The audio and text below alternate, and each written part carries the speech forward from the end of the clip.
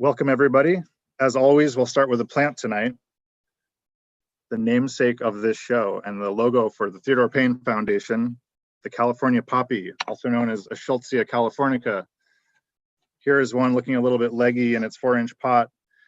There are a number of poppies that grow in California. You can differentiate the California poppy by the little rim around the receptacle, which you can hopefully see there. It's different from Lemon's poppy, no receptacle rim. Excuse me, this one is the Foothill poppy and Lemon's poppy. California poppy is the state flower of California. And if you've ever seen it in massive bloom in the Antelope Valley or grown in your garden, you know that it's a prolific and beautiful plant. And it tends to reseed itself in your garden and will go crazy.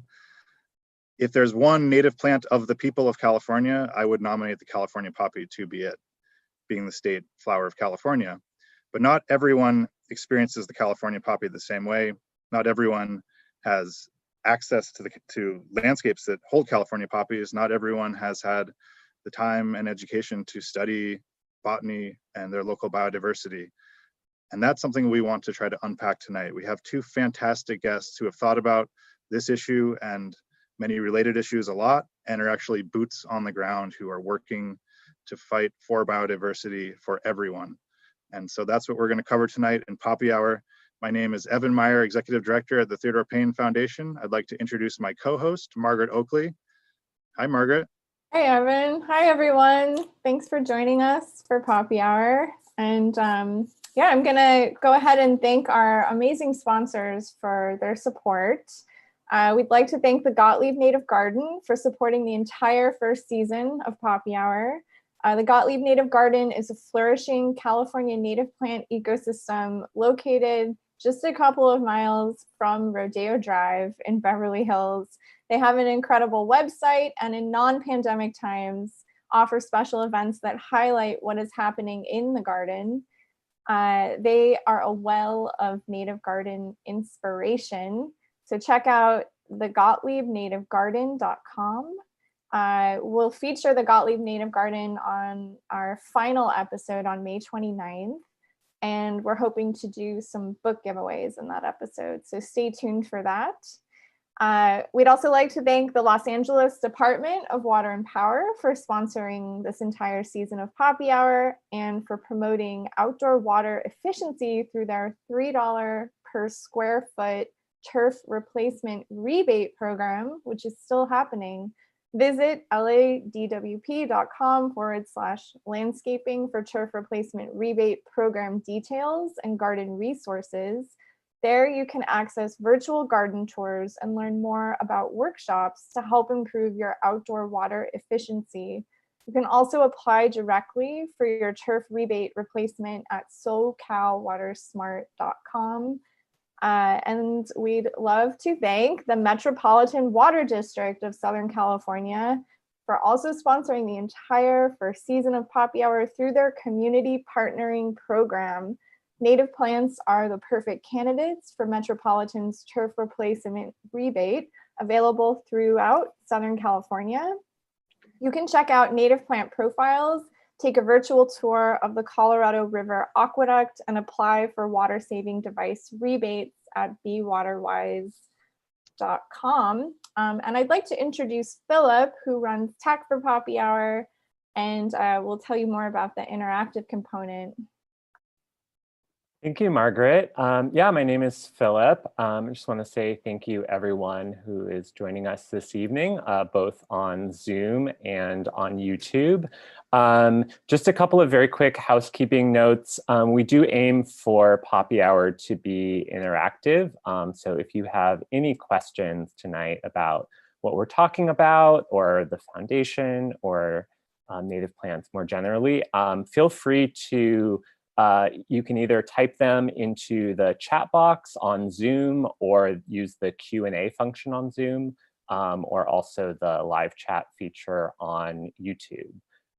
If you haven't already, please follow Theodore Payne Foundation on YouTube. That would really help us out. We also, of course, are on Instagram and Facebook, which is a really nice way to stay in touch with us right now during this time and hear about some exciting updates and classes that we're going to be offering. And actually, on that note, back to Evan. Thanks, Philip, and thanks, Margaret.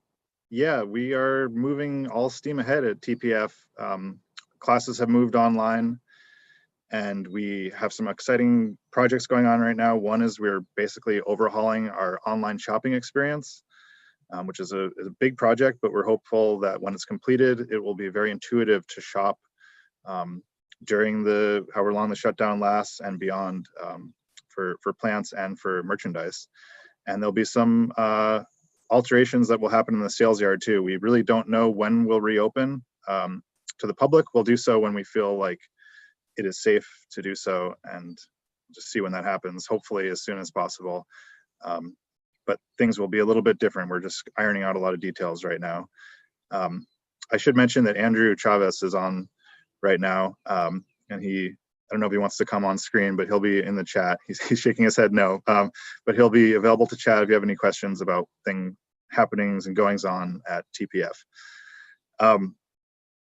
So with that, we're gonna flip the script a little bit tonight. Usually Margaret starts and I go second, and we all come together at the end, and I'm gonna start tonight. And then Margaret will go with our two guests, and we'll bring everyone together for panel discussion, because just to bring everyone into how we produce Poppy Hour, basically we have a conversation the night before, and last night our conversation, it became clear that we need to get these two guests together because they have a lot of interesting points that I think will be very interesting for all of you tuning in to hear. So I'm gonna start, oh, sorry, is it a monkey flower in the back? It is a monkey flower in the back. I don't know which cultivar it is off the top of my head, but I will look that up for you and type it in the chat when I have a moment. So yes, our first guest tonight is someone who was on the garden tour this year. Unfortunately had to go digital, but they have a beautiful garden in Alhambra. And he is not only a native plant gardener, he is an advocate for biodiversity in our region, and does so at a very impressive level. So I'm going to introduce Jeff Maloney, who is the Chief Staff Counsel for Santa Monica Mountains Conservancy. And he's also the council member for District 3 in Alhambra. So Jeff, we're going to get into your career and professional life, but before we do so, how are things going in your garden right now? They're going pretty well. Thanks for having me, Evan. I really enjoyed being on the garden tour. It gave me an opportunity, sort of forced me to really get the garden in good shape, and it paid some dividends. We're a little bit past the prime of some of the plants, but I picked this little spot. You can see some nice Matilla poppies taking over the corner of our little garden there. I think that's Palmer's Indian Mallow right behind me. Does that sound right? And I built the little fence in between the garden sort of social area gathering here and where I grow vegetables back there. And I'm growing a bunch of morning glory vines on that, and it's coming in pretty nicely. So things are sort of turning out well. It's been fun to kind of see things that went according to plan and others that sort of have their own mind and then go off and do their own thing. So it's always nice. And I've had plenty of time to sit out here in the garden these last few months and see what how it grows and how things develop. So speaking of things kind of taking their own direction, Yeah. in our conversation earlier this week, you mentioned how you have kind of created this little space in your community where people are interacting with your garden, and I wonder if you could just share that with our audience. I think they'd love to hear how native plants are bringing people together, not just animals. But sure, and I'll walk over to my seat so it's not as I don't make people motion sick from here. But yeah, it's one of the things that we did when we were on the garden tour is that we put out plant labels in our front yard, and I've had a native garden out there for several years now, but I never had plant labels. So this was an opportunity to sort of put the labels in the ground. And what was really enjoyable, especially initially when people were all at home and just taking walks around the neighborhood, it was really kind of rewarding for me to see people walking through, stopping at my garden, which had a lot of flowers at that point. Everything was in bloom, and they'd stop and they'd look and they'd see the plant labels and they'd bend down. And I put a plant label, and then under some of them I would put please smell me. So like on the woolly blue curls, which are one of my favorites, I said, please smell me. So people would bend down and smell it. And on the white sage, same thing. And I'd be out there a few times and folks would come by and say, oh, we just love your garden. It's so great. And I would say, thank you so much. But remember how it looks now when you come back in September, because it may not look exactly the same. But it's been enjoyable. I think, Evan, you coined the term or said the term earlier, sort of community building. It's sort of, passive education, getting people used to the idea that native plants aren't all just cactus and rocks, that there's some really incredible diversity there. And I mean, there's some great flowers. I mean, who knew that the colors that you'd see in a native garden? So if I'm doing a small part to kind of educate my neighbors and my neighborhood about that, then that's I count that as a win. Absolutely. And I'm glad that you brought up the idea of the summer, the late season dry California native garden. We've kind of had a recurring, this has come up throughout Poppy Hour, and we've discussed how we need to find ways as the native plant advocates to have people see the beauty in that. And hopefully we'll have a chance to explore that in the last couple episodes as the gardens are drying out. So I want to kind of take your personal life and your professional life and mash them up a little bit if I can. I got the mission statement for the Santa Monica Mountains Conservancy, which is really inspiring. And I would just kind of to paraphrase it, the mission of the Conservancy is to strategically buy back, preserve, protect, restore, enhance treasured pieces of Southern California and form an interlinking system of urban, rural, and river parks, open space trails, wildlife habitats that are easily accessible to the general public. So that being your professional mission and working on all these different scales and jurisdictions and with different municipalities and land management agencies, where does your personal garden in Alhambra fit in your mind in terms of the whole swath of landscape in Los Angeles? Well, it's in a way it's kind of humbling because I have we have a small, I don't know how big our lot is, but it's not big. And we've converted the front lawn and the backyard into as much native plants and habitat as I can squeeze in there, and it's great. It's enjoyable for me, and we get a lot of pleasure out of that. But in the scope of what the Conservancy has done for 40 years now, well before I was involved, is purchase and help to preserve. I think we're getting close to 90,000 acres of open space and land around Southern California and the LA area. I mean, it obviously pales in comparison, and it's an honor to be sort of part of that organization. But I do feel like my garden, what I do here, is sort of a natural outgrowth of that. And I wouldn't have had as much knowledge. And trust me, I'm the attorney. I'm not the biologist, and I'm not out in the field doing restoration. I'm behind a desk most of the time. But I still come across these discussions about native plants and restoration and riparian plants and coastal sage scrub and all these different terminology that I've learned about, and that's helped me plan out my garden, and it's been enjoyable. But that's this job is the job I wanted when I was in law school. I remember reading about the Conservancy acquiring the old Amundsen Ranch just over the border in Ventura County and preserving thousands of acres of open space there. And I said, that's what I want to do. And long story short, I ended up getting a law clerk job there, and now I'm the chief attorney for the organization, for the agency. So I'm lucky because that's what I wanted to do, and I think that all of this is sort of the natural outgrowth of that. It all fits in my mind. Everything fits perfectly. I might have to explain it to some other folks, but in my mind, everything sort of flows and meshes very well. Yeah. Well, if it makes you feel any better about sitting behind a desk, I started my career in biology and horticulture, and have slowly found my way to being a desk gardener. So, but I'm trying to do the opposite. I'm trying to go from being in a desk to somehow being outside all the time. So this well, you have this time at home. Right. But I think that the seeing from these two distinct scales is so interesting. Where you're looking at the entire landscape of a place like the Santa Monica Mountains, a giant wild landscape, and you're looking at your own yard, and they're kind of bringing those together in your approach to life and to how you interact with the environment is really inspiring. I guess I kind of tried to summarize a little bit, but maybe what are some of the major kind of recent wins or goings on with the Conservancy that you think people might be interested to hear about?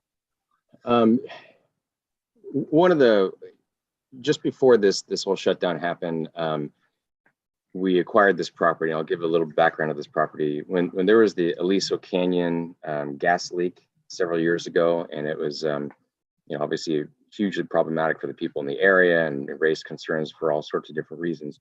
There's a property just adjacent to that was owned by a private development company. I think they called it, this is what we call it, but I think they called it Hidden Creeks. And it was just adjacent to the oil field out there, the gas field out there.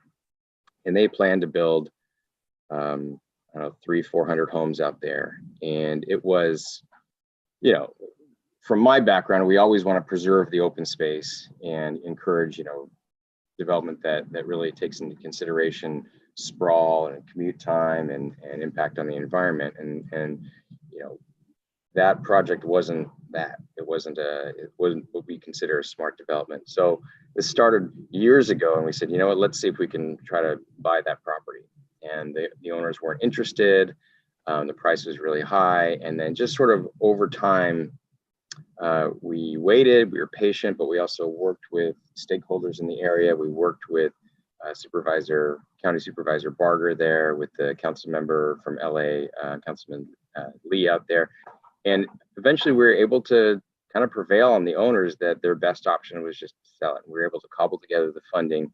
And I think it was mid to late February, we had an opening of the park out there after we closed escrow on this land. And the views there were incredible. Everything was green. It was just one of those moments you think, oh, that's right. This is why we do this. This is when I do get to get out from behind my desk and go out to a property that we purchased.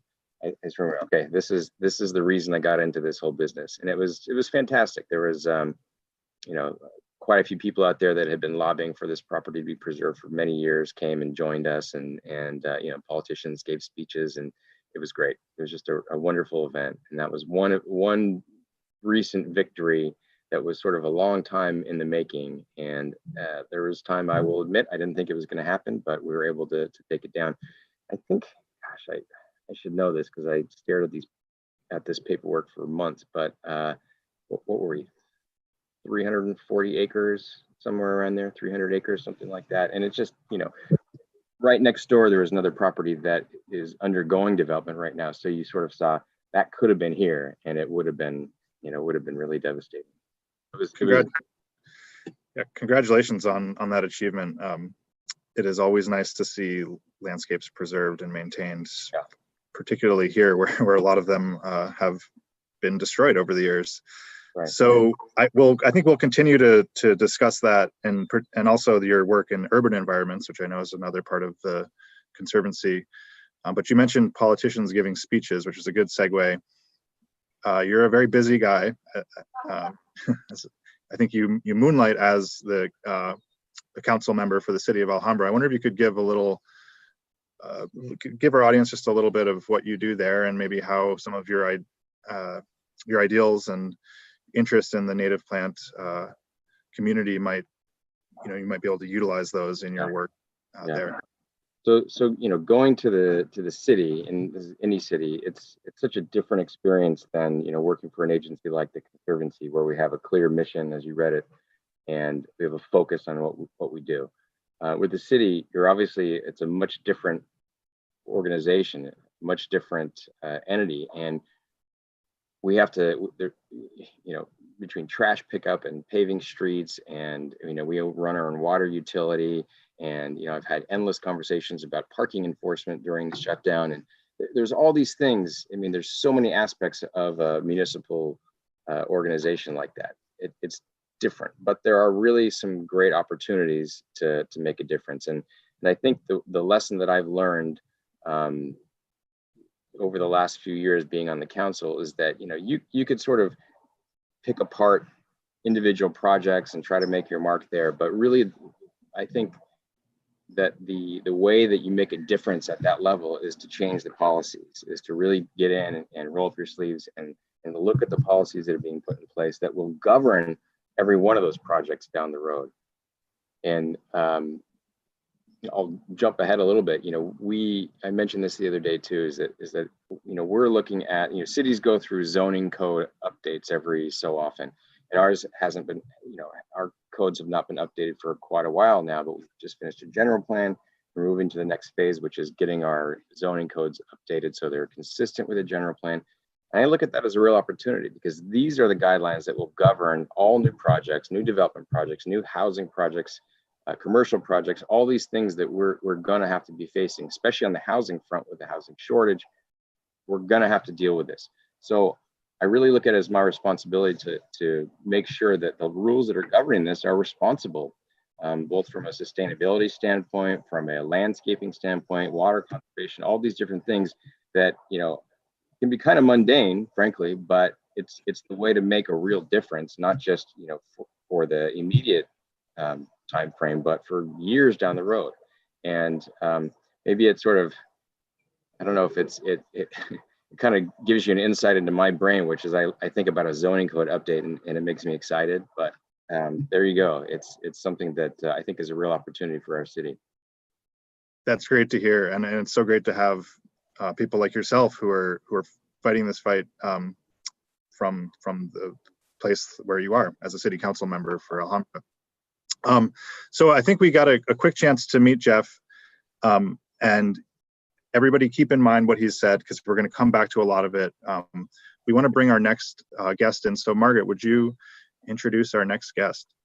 Yeah, absolutely. So I'm thrilled that we get to feature Marcos Trinidad on Poppy Hour. I first met Marcos working at Rio de Los Angeles State Park, and I really liked him. And little did I know we'd be having this weird experimental internet show during the pandemic, and I get to have him on as a guest. So Marcos Trinidad is, he's been the center director at the Audubon Center at Debs Park for over 4 years. During that time, he's nurtured a growing community of volunteers, youth and community partnerships.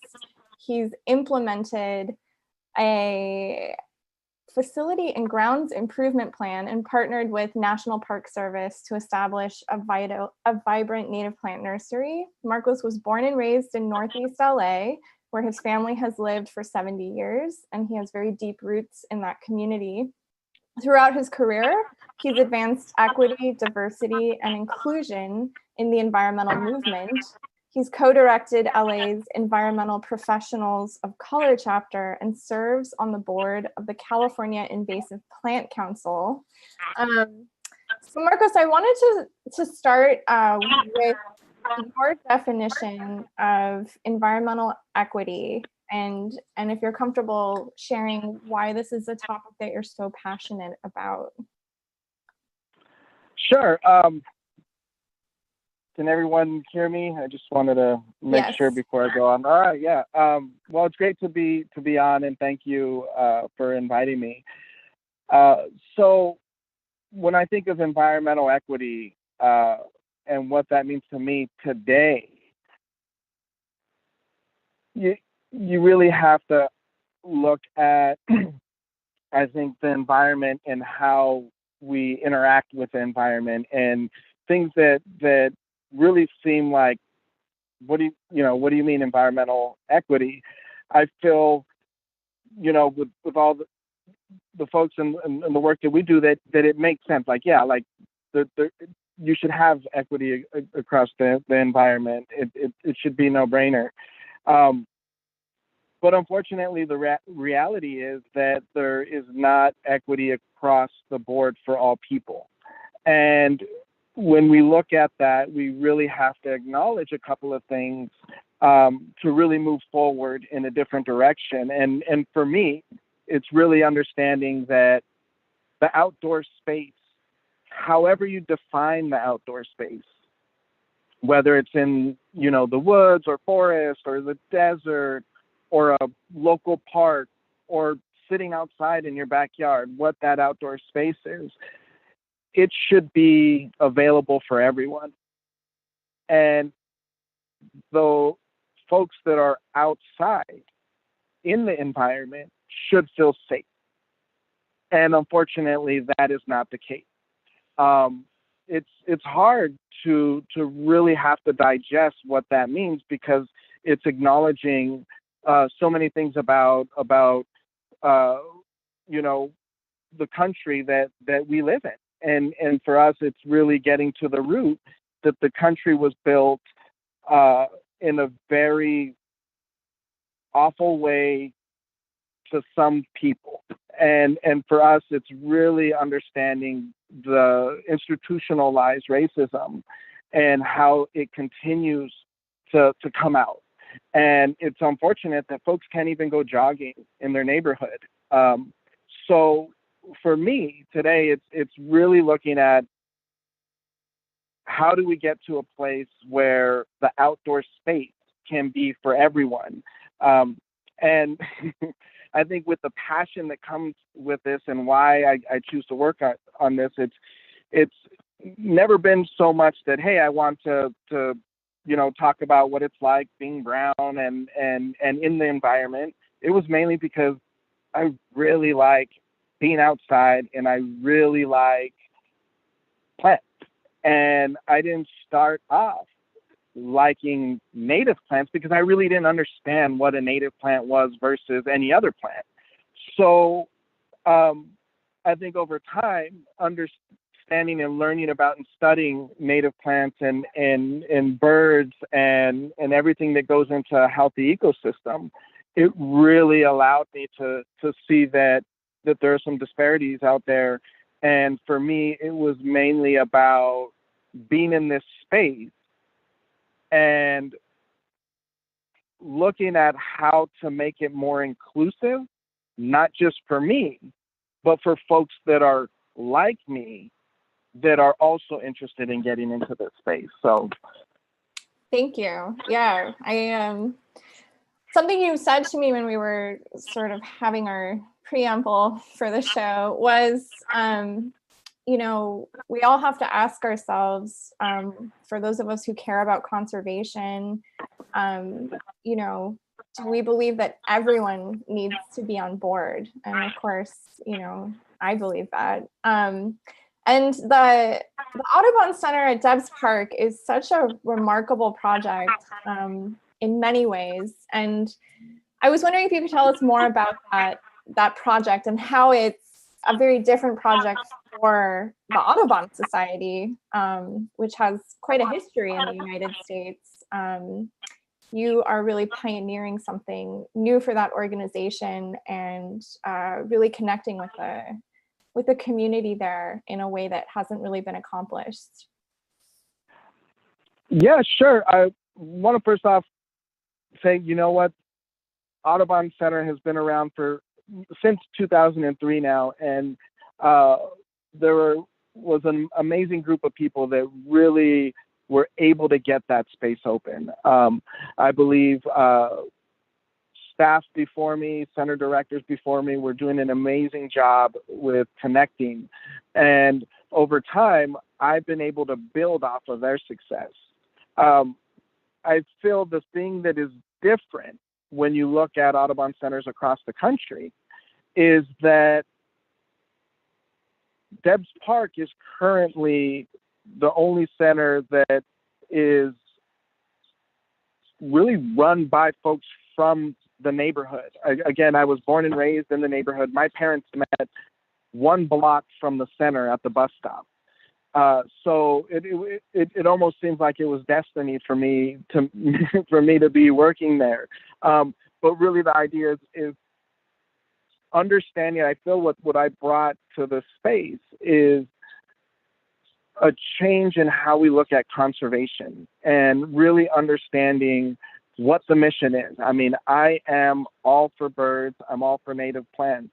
But I had to really get us to acknowledge that if we're going to meet that mission, the question that we have to ask ourselves, can we accomplish that mission with the current membership and with the folks that we are currently doing it with?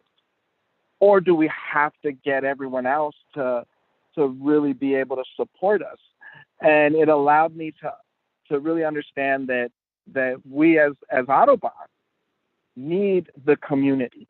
So the conversation was very different because we were going out there in a very different tone than how organizations usually approach it. It's hey, we got something to teach, let's go out there and teach it.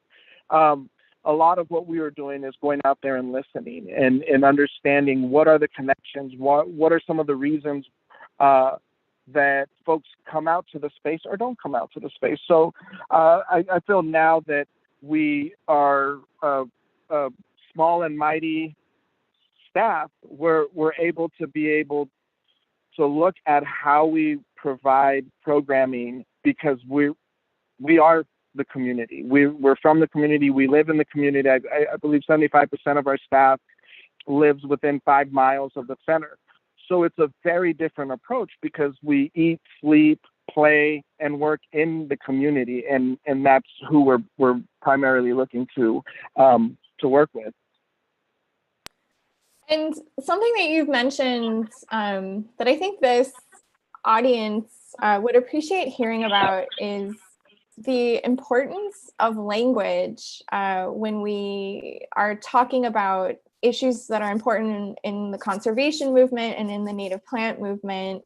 Language is how we phrase things is so important to cultivating a culture of inclusivity, and I would add a culture of care. And there were 2 things in particular that we had talked about, and I wanted you to parse those out for us a little bit more. So educating people about native plants versus non-native plants, and ways to do that don't cause like trauma or reactivate trauma for people who have histories that certain phrasing of things can reactivate. So tell us about that a little bit. Yeah, definitely. I feel, when we're in the group and we're in, I guess the club, and we come up with terminology or just how we communicate, we often lose track of being able to share what we want to communicate with other audience. And one thing that I believe we were able to do effectively is communicate science and our passion and our love for plants, because we were starting to realize that some of the terminology or some of the words that we were using and how we were communicating about them were offending people. And one thing is the native, non-native species. I find it so interesting that we use that word native over and over again and the importance, but it's usually only when we're referring to plants. And it's like very seldom do you hear people talk about native plants, but also the indigenous and native people that have been caring about them for so long. So it was interesting for us to really get into that conversation. And for us, the tipping point, I think, is when we started talking about community science and how community science was really created to be inclusive of everyone and folks that did not have training in a science background or a particular science. So what we were doing is having families that were coming from immigrant neighborhoods or just people that were immigrating to the space, and they would hear things like non-native. This plant is from this country. It doesn't belong here. You got to rip it out with the, as soon as you see it, it's like, even when I go hiking, I'm not even weeding, but if I see that plant, I'm going to rip it out. I know we've all done that. I do it all the time.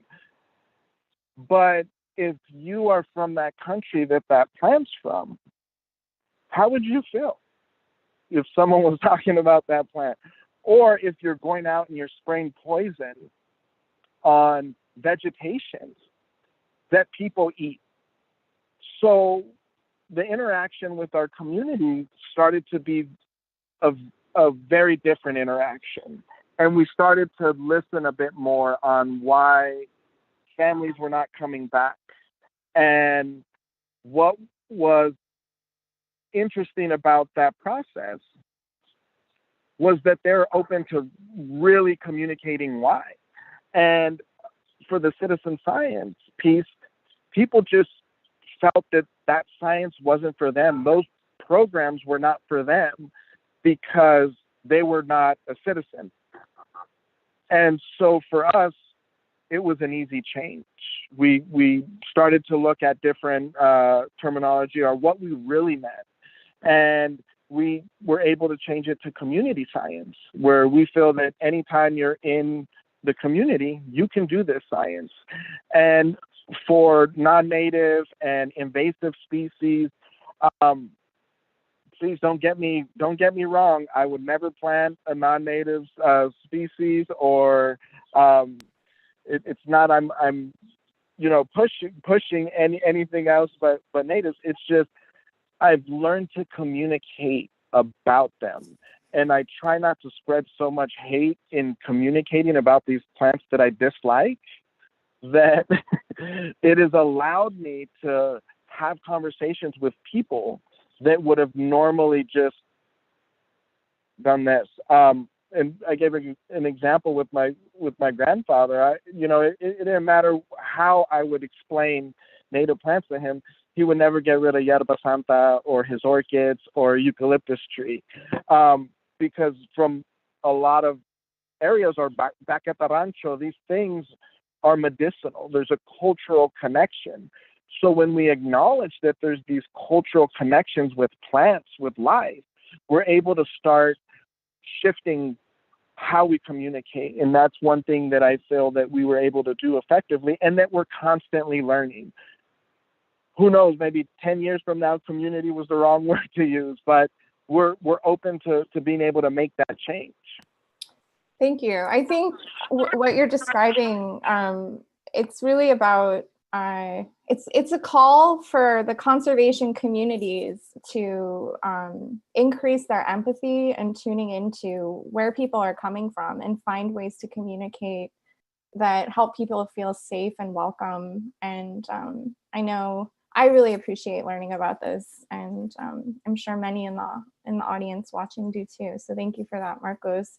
So now, as Evan mentioned at the start of the show, we had a rehearsal and sort of put Jeff and Marcos together, and we just found that they had a lot to talk about, and in fact, work on a shared initiative, the Anti-displacement toolkit along the LA River. So Marcos, maybe you could describe Audubon's involvement in that project, and we could kind of kick off a conversation for Jeff to join in, and Evan as well. Yeah, for sure. So currently we're working on an anti-displacement toolkit for green infrastructure that is primarily along the LA River. It is a project we've been working on for some time now. We have a number of partners that are amazing.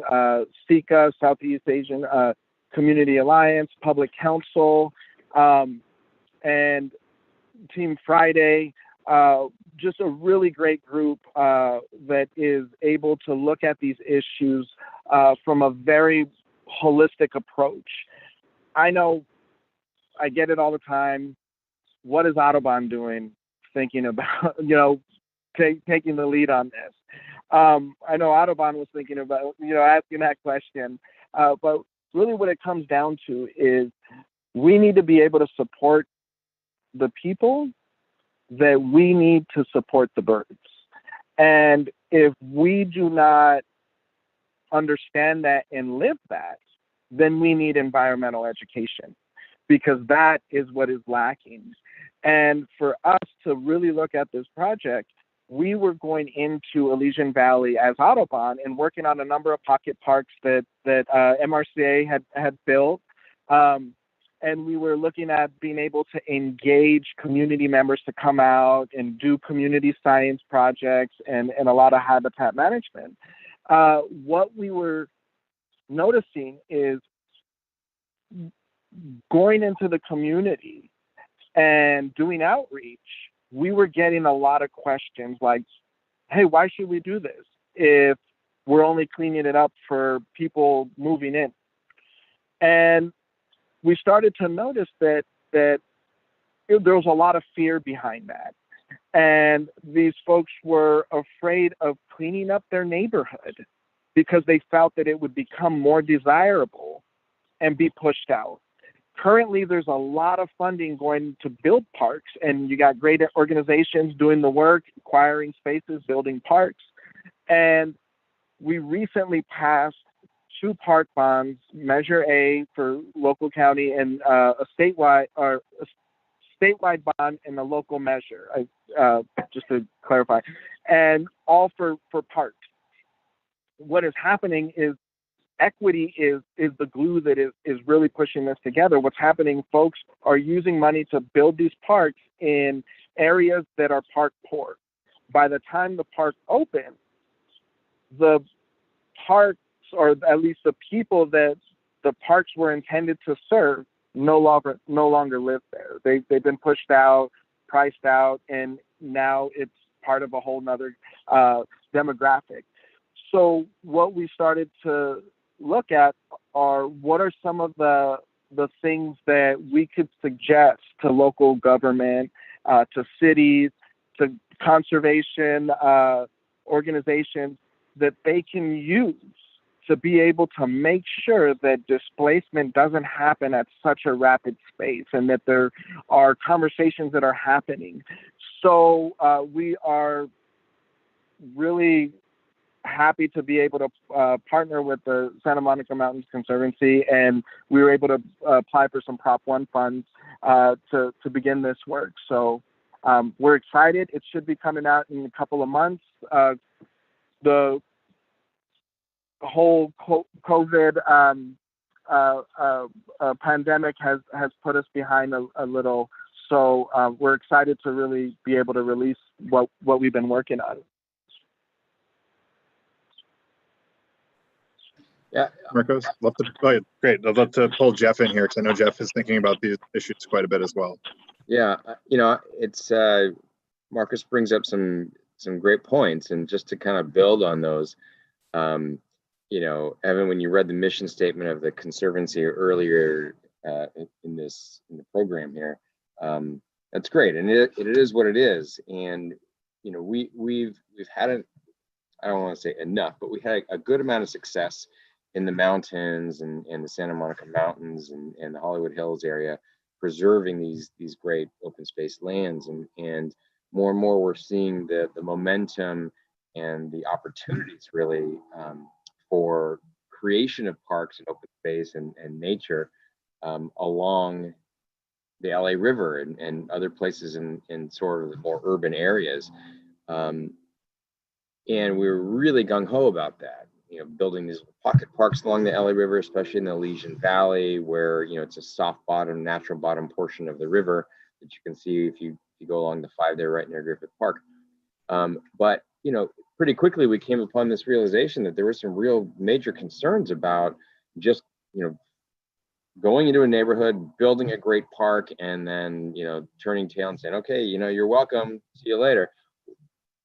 What are the effects of that? You'd think sort of on the surface that that's all good, but it's the unintended consequences. And if the consequence is that improvement changes that neighborhood to the extent that the people who have lived there for 20, 30, 40 years have their rents raised and they can't live there anymore, that's not a complete win, because those are the people we were doing that for in the first place. And if they can't afford to live there anymore, then there's something that we need to change.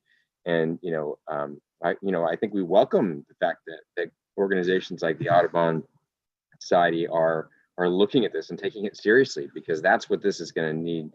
That's what's required in order to resolve this issue. And we've taken it very seriously. The Conservancy's sister agency, the MRCA, that Marcos referenced as well, is really getting involved in this process and has been involved in this process and partnering with organizations like SICA and a lot of the other groups in the area, just to say, how do we talk about this issue? How do we address this issue? How do we get input from the community, so we're not going in there and doing something that people who live there are going to say, this isn't what I asked for, but also balancing that with our overarching goals of bringing nature to people where they live, increasing the biodiversity in the parks, neighborhood parks. And this whole thing is a struggle. It's a balancing act. It is a struggle, and we hear about it all the time. And I don't think anyone has the silver bullet answer yet, but the fact that I think these big institutions are taking this seriously is a really good sign. And we really trust in the process of engagement of the community telling us what they want to see, what they think about this. And that I think that's where it starts from. If there is a solution somewhere, and the solution starts with talking to the people in the neighborhoods where you're working and meeting them where they are and getting their feedback.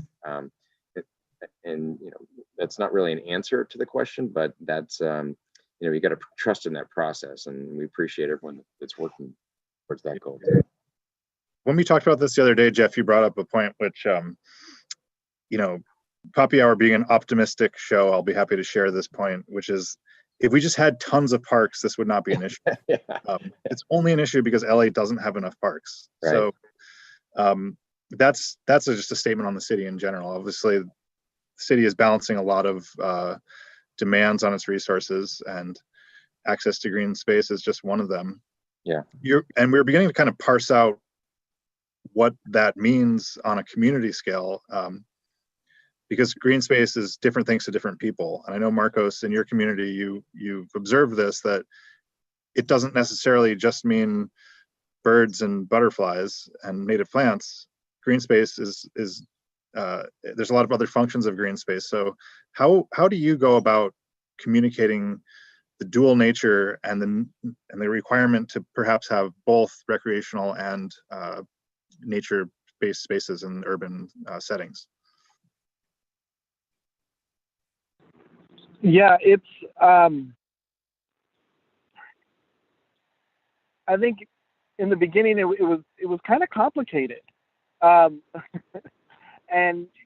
now it I think I've been able to pick up more of a flow, because I've realized that the use of outdoor space, however people decide to use outdoor space, is a valid use.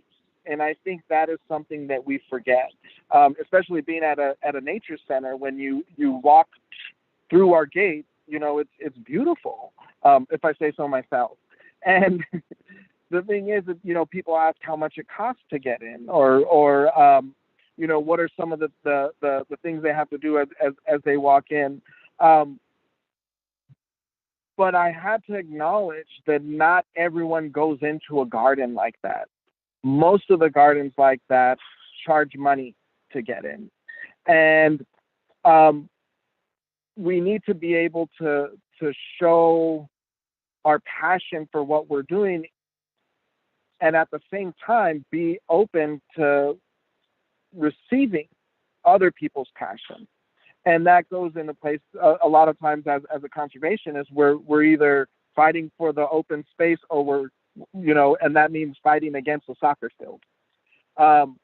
And I believe that it can be both, and that there are right places for soccer fields and there are right places for open space. I believe that when you're able to do them together, you got two rights, right? So the thing is, when I look at Rio de Los Angeles, I to me is a perfect example of these worlds coming together, because you have the active recreation. You have folks that are going in there to play softball. My daughter was playing tennis there. And then you have this wetlands where you get the señoras walking around, or they'll walk their dog, and they have that more passive recreation. There are families that go there that might not ever visit a wetland if it was only the wetlands. So for us, that is a huge victory to be able to look at designing in those very creative ways, and they're playing off of each other. So I think what is really important is for us to acknowledge that outdoor space is outdoor space for everyone. And sometimes that doesn't mean that you're going to agree, but we don't have to be so hard on other people just because they don't agree with how we view it. But if I feel if we share enough in a very positive way, we're able to win. I feel native plants are always going to win, and we just need to not put our filling into it too much where we scare people away. Yeah, casting a wide net, that's something that is easier said than done, but I think it's really important for this movement to take hold in the ways that we hope will happen. So Jeff, I want to ask you, when the rubber meets the road and we're trying to get more green space in Los Angeles, and we're trying to have more equity of green space throughout the entire community, how can people who might be watching tonight get involved? What are some steps they can take to affect this process for the greater good of the city? Well, one thing I can tell you, when I sit in at least on the city council side, wearing my city council hat, we listen to people, and we do hear when people come out and express their concerns or their the issues that they're supportive of, or issues that they're opposed to. I'm sure some of the listeners are living in the city of LA, which is a big, huge entity, and you're far removed from your council members, but they'll listen. Their staff will listen. And if you're in one of the smaller cities in LA County or anywhere, your council members will listen, especially if you contact them and engage them in a positive manner. We'd love to hear ideas and things like this. We hear a lot of complaints on the regular, so it's nice to hear something that comes from with a different tone and say, hey, what about this? Let's work together on this. And I think you'll hear a lot of people being receptive to that. This is largely, I'll step back and talk about my city of Alhambra. We're a built out city. We're 115 years old, and we're surrounded by, LA on one side and San Gabriel Valley cities on the other. We're long since built out. There's not a lot of open space in Alhambra. But there are still opportunities, and we have to be aware of when we have an opportunity to go in there and leverage some of the funds, like from Measure A or Prop 1 or Prop 68, the things that Marcos was talking about. We need to know when there's an opportunity to go in and say, this property is kind of underutilized and it's up for sale now. Maybe now is the time we go in and take this thing down and find some funding to build a little pocket park. These don't have to be huge, expansive Rio de Los Angeles type parks. They could be half an acre, they could be quarter of an acre, but if it's in the right space and it's accessible to the right number of people in a community that is park forward like Alhambra, they can make a big difference. And I know that there's a lot of cities in the same situation. It's a movement. It's got to be a movement. And if enough people are saying the same thing over and over and over again, your representatives will listen. I just happen to be from this world, so I'm already pushing it. But I know that a lot of folks that are out there that would be interested in doing this and pushing for these opportunities. I'm doing that here, but it's tough to find land that you can just, open space land that you can make a public park out of. But I'm not giving up. Well, we're so glad to have you doing what you're doing, Jeff. It's really inspiring, and I hope that many more people in your position will take up this cause, because it really is important. And it's not just about the birds and the bees, it's about communities. It's, this idea of nature just being for nature's sake is, I think, not really relevant to the world we live in now, when humans have such an influence and interaction with the landscape. Nature is for people, and people are part of nature, and we can do a lot better in our city. So as we're wrapping up here, every Poppy Hour ends with a question that everyone who's been on the show answers. And tonight, the question we're going to ask is kind of a big, complicated question. And so I'm going to encourage the participants in the show to take this from whatever sphere they're most comfortable with, be it regulatory, communications, commerce, whatever you feel, however you want to approach this question. But the question is, what is one thing we could do differently that would make a big difference in terms of increasing the overall access to nature in Los Angeles for all of its residents? And I'm going to give people a little time to think, and I'll start here.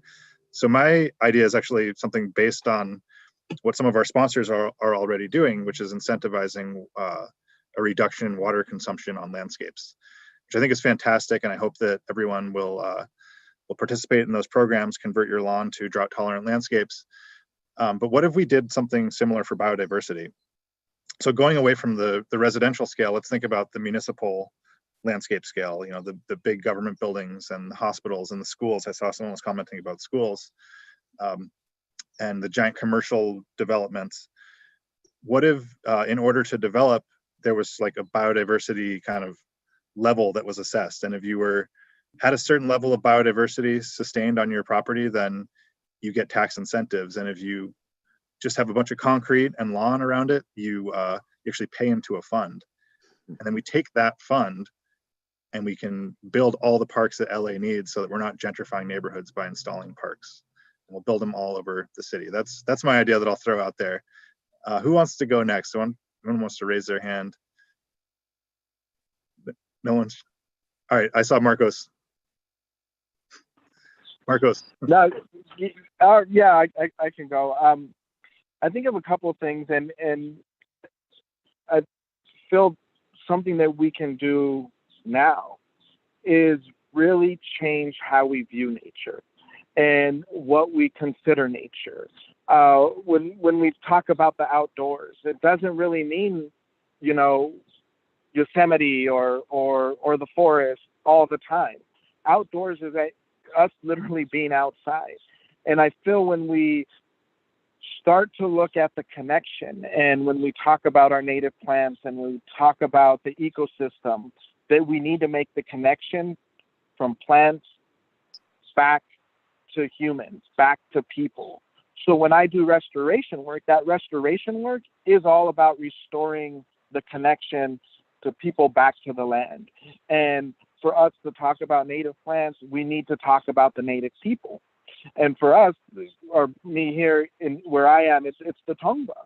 So I feel one thing that we can do when we continue to appreciate our native plants is really look at what does nature mean for us individually, and how can we change that? And then things that we're doing already, which is passing measures, passing legislation that is supporting parks in an equitable way. And that means giving neighborhoods the parks that need them and including them in that whole process. The needs assessment that was done for Measure A, really looking at what the communities are identifying as their open space or recreation or passive recreation. So that's kind of where I'm going with that. I like it. Very nice. Philip, I saw your hand shoot up there, so curious what your change would be. Yeah, thank you, Evan. I think we can increase our public funding for parks. I think all too often, parks are left to rely on access fees, which can be a barrier to access, bonds, philanthropy, neither of which are sustainable, and then a tiny sliver of local, state, and federal budgets. So I think an increase in funding, and that could help establish new parks, particularly in park poor, underserved areas, and also to address deferred maintenance, and increased public programming in existing parks, which has been shown to effective at engaging the community and getting more people out in parks, particularly youth. Philip, as a attorney for a park agency, that's like music to my ears. Increased funding for for parks would be great. You know, one of our biggest hurdles all the time is just the operation funding. You know, the maintenance funding for parks. Just how do we clean restrooms? How do we pick up trash? How do we fund you know, brush clearance, where we're required to do brush clearance around structures? All of these things that people don't necessarily think about. So hey, I'm all for that. You know, and to answer the larger question of, you know, how do we bring nature to the people? I mean, I love all these ideas, and I love the, you know, I know we have folks from LADWP and the Metropolitan Water District that have sponsored and have been participating in these. And I think their programs of turf replacement are a great start. And I think that we should expand and make it a little more sophisticated. You know, let's, you know, what was it, $3 a square foot or something like that, which is great. What if you get $4 if that square foot includes significant native plants? And you know, when you get your rebate, you get some plant labels too, based on what you did. And you know, I'm telling you how much of an impact I think my little labels on my plants, I got to fix them because now the plants are growing and they're kind of askew. But people really did look at that. And I think that that's going to do, you know, a couple of different things. And that's, you know, increase the habitat, you know, support the local native wildlife, and educate people. And just people walking by and saying, that's a pretty plant. Well, I wonder what it is. Oh, there's a label on it, you know. Somehow to kind of bring that, you know, to you know, we call it, you know, multi-benefit projects is what we call it when we're building parks. Maybe a multi-benefit incentive program where you get money for plant, and not just reducing, replacing your lawn, but planting native plants and doing some sort of educational component. I mean, I think, you know, maybe it's not the most groundbreaking idea, but I think that these little things, the more and more you spread the word about this stuff, I think the more impact it has, and people start to accept it. Oh yeah, that's what we should be doing. That's the direction we should be going. Absolutely. So I think Margaret can close us out tonight. And thank you everybody for tuning in this evening. Yeah. So I guess maybe to follow up on kind of what everyone was saying, I think, you know, first we need to have lots of park spaces everywhere, but then there's that issue of, if you build it, how do you get people in the local community to actually engage with parks? And I worked for a while with, I want to give a shout out to state park staff at Los Angeles State Historic Park downtown, Luis Rincon, Selene Castillo. I was able to work with them on some initiatives to engage local kids that lived in the neighborhood, who even a year after that park opened or reopened, hadn't been there yet. And I think that we have to find ways, and Marcos has touched on this a lot, but to kind of help cultivate a felt or embodied connection with the land, with the plants, with the animals. And I just think people need to find those connections and have those connections sort of taught to them as people have for generations and generations, and it's quite lost in our capitalist culture. So I guess we're trying to learn to bring it back. So that would be my ad. Yeah. So Evan, can we bring some of our friends up for our Zoom social time Yes. here at the end of the? So now is the actual poppy hour, which is the happy hour. A lot of our friends and colleagues are going to come up on screen. Thanks everyone for tuning in. Next week we have a great show planned. We'll be doing a deep dive into water. And I think a lot of these issues that we've been discussing may come up. And we will get some updates from TPF about our volunteer program. We'll also see the garden of TPF board president, DJ Peterson. So be prepared for a very fun Poppy Hour next week. And let's start bringing people on. Click the grid view. Hey guys. Hi, Teresa. Hi, Hi, how are Kristen. you? Good. How are you? Good. I love this episode. Thank you so much. Yeah, thanks for joining. I mean, we threw out some figure. I think Jeff was throwing out some numbers on the rebate program. Did he get them right? Yeah, it's $3 a square foot for LADWP. The base rate is $2 a square foot for Metropolitan. Awesome. How do you guys feel about throwing biodiversity into the calculation? It's very much already in our messaging. So it's very much an undercurrent of everything we're doing. So thank you for that. We can discuss and figure out, next steps to see what we can do. But in our marketing, it's always a hot topic, and our partnership with California Native Plant Society definitely touches on that. Awesome. I saw some comments coming through about schools, which I think is a really is an important thing, part of this conversation, piece of this puzzle. And ironically, most of our, all of our kids are stuck home right now. We've all become teachers, those of us who have kids. But yeah, that is, TPF.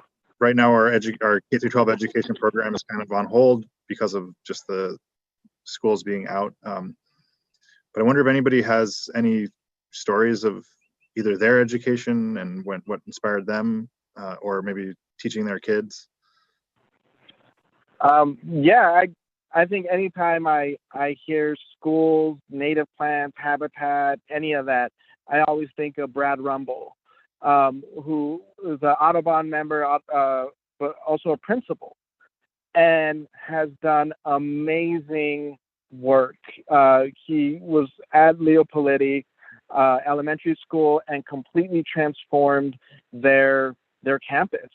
They had amazing habitat, California natives. He planted tons of trees, and now he is at Esperanza and is able to really bring a lot of this education in, but also with the families. So I think it is super important. One thing that we do is we've been working with Anahuaco Meca, which is a school in El Sereno, and then also Sotomayor, and we're teaching just about native plants and what they do, everything that we love about them, and how to nature them. And we're actually working on a program with Sotomayor where they're able to combine their urban agriculture program with growing native plants as well. So you don't have to choose growing food for people over growing food for wildlife.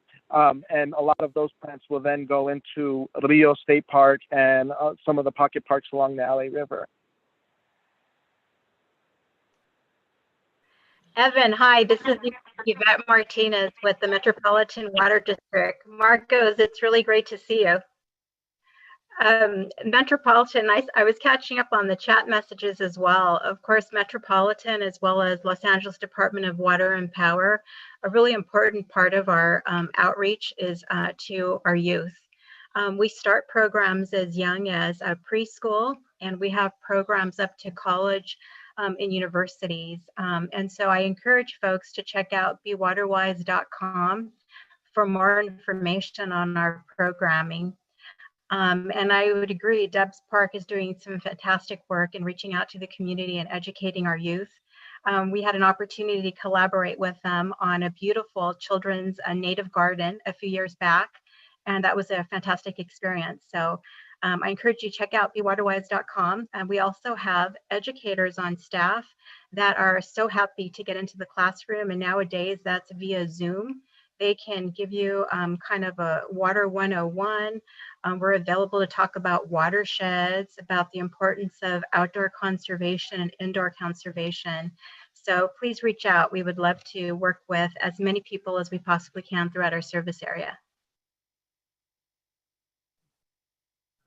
Thanks, Yvette. I saw Jeff. I think you had something to add here. Yeah, you know, I saw the chat comments about the schools also, and it brings up a great point. And if I could redo my answer, I might even incorporate that into that last final question. But a lot of what we were talking about today is opportunities and where we can do certain things. And if a property, if land is already in public ownership, you've already cleared sort of like one of the major hurdles of getting to where you want to be, at least as parkland and you know, restoring habitat. One of the biggest hurdles is that first acquisition, you know, of getting title to that property. If it's already in public hands, you've already cleared that first big hurdle. And I think about one of the projects that the Conservancy and the MRCA has done in the last, well, it's been a long time now, but Vista Hermosa in downtown LA. I don't know if folks are familiar with that park. It's a 10-acre park. It's right behind the old Belmont School, just west of the 110 freeway. And that's actually owned by the LA Unified School District. And you know, we had a little bit of back and forth with the school district about doing a project there, but you know, we didn't have to buy 10 acres from a private landowner. It was already owned by the school district. And that is just a plug here. It's an incredible park. It's got gorgeous views of downtown LA. If you start at the bottom, if you park at the bottom, you can walk up, you basically walk up a mini hiking trail where we've planted, you know, all primarily native plants, all native plants in that section. You go up to the top and there's just views, you know, it's a Vista Hermosa. So you look at downtown LA, there's a little bench there that you see on tons of commercials and movies and TV shows these days where people sit on this bench and you see the downtown skyline. The point is that we couldn't have done that unless that property was owned already by the school district and had a willing partner in the school district. And that's a really important point. You know, schools have a lot of land. And if the community of folks like us on this you know, Poppy Hour today could encourage those school districts, you know, whether they're local school districts or big school districts, LAUSD, to implement some of these projects and partner with us. I mean, that's a huge impact we can have. It's a huge amount of acres in this area. So, I mean, great point. Great point.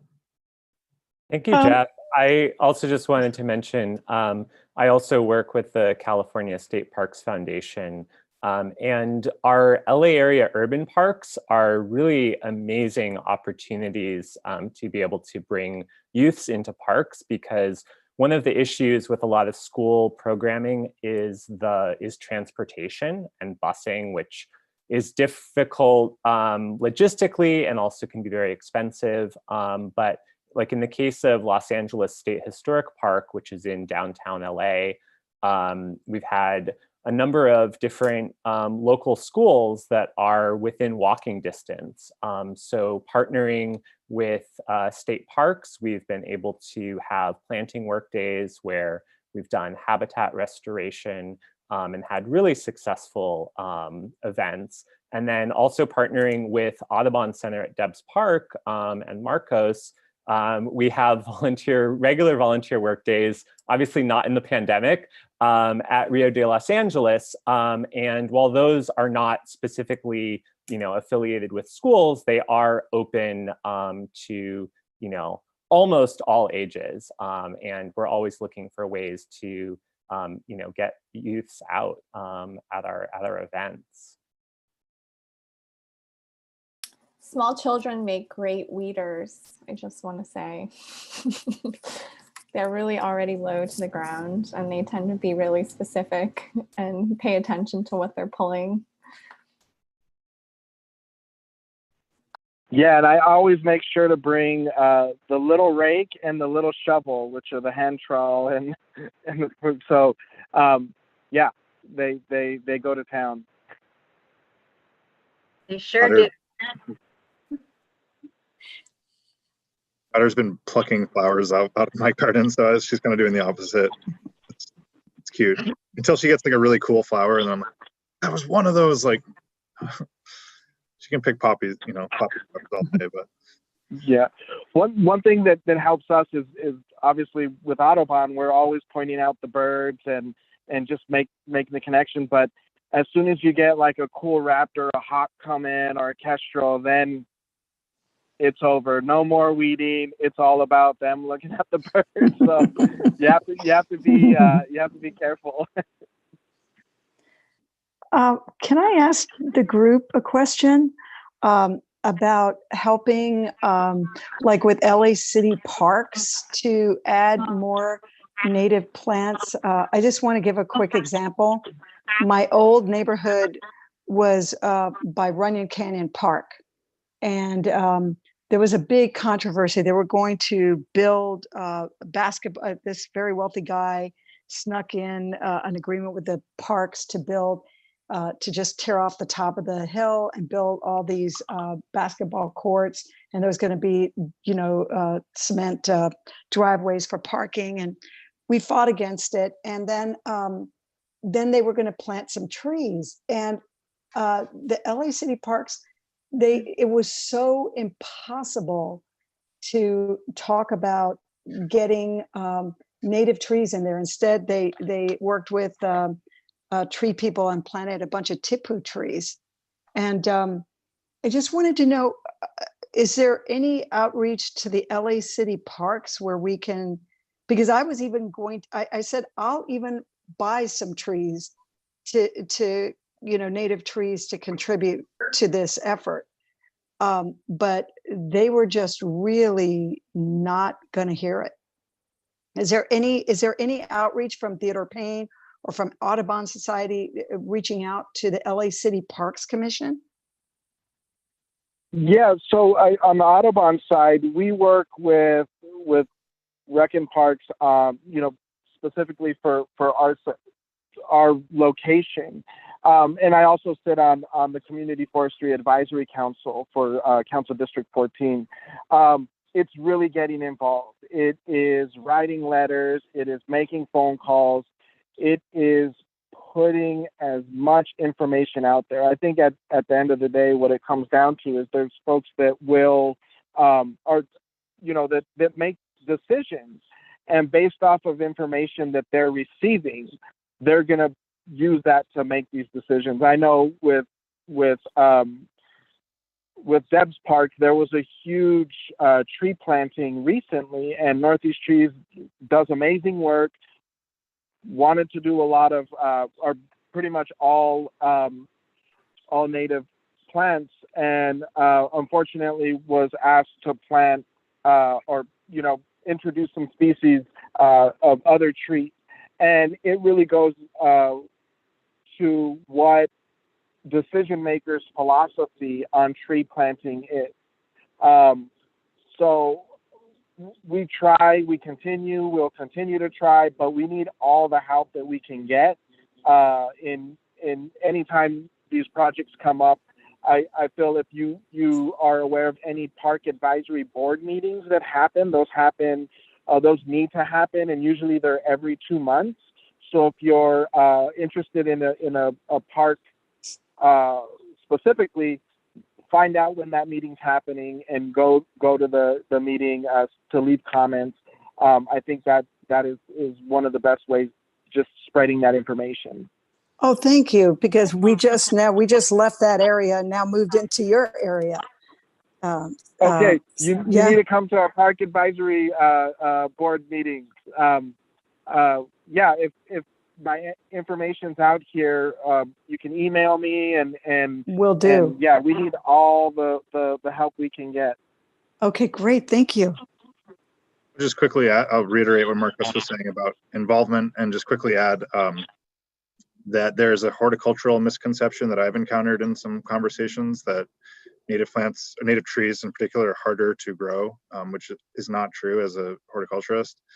So part of it is just there are certain misconceptions out there, and we as a community of people who are advocating for this need to have a good message. And I think part of having that good message is to not kind of be on the attack mode, but be, and this is something that Marcos was bringing up early, like we shouldn't say, God, city, what are you doing? It's so horrible. Why are you not planting natives? We should say, hey, what would be great? And Engelmann oak would work really well here, and come from a place of positivity versus a place of negativity. I think that could be helpful.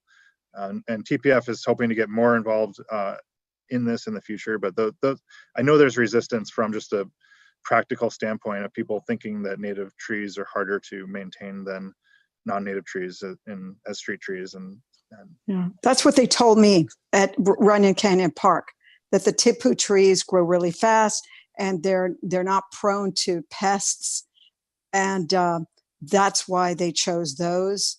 They're not wrong. Tipu tree grows really fast. It's also a tree that will reseed itself and create, we're not going to use the word invasive, or maybe not even native or non-native anymore, but it is a South American tree which will proliferate when you plant it. And actually there's places around the LA River where there's tipuana tipu groves that you can find. Yeah, and now I think at the time that they planted those, there were no known pests, but now we know that the tipus are being affected as well. I mean, most of the tipus on Cal State LA's campus have been infected. So it's just trying to find the right tree for the area, and really what it comes down to is what is available in nurseries, what's available in the nurseries, and usually the largest stock, especially for street trees, is a number of drought tolerant trees that are not from this area. Yeah. Well, we're getting towards 7 o'clock, and I know it's Friday night. People probably have things to do. Thank you so much, everyone, for joining. Let's thank our wonderful guests tonight, Marcos and Jeff. Thank you so much, guys. Thank you. Look forward to many more conversations, and we'll see you next week for Thank Poppy you. Hour. Thank you. Thanks. Thanks, everyone. You guys. Bye. Thank you, everyone. Next week. Bye. Bye. Bye.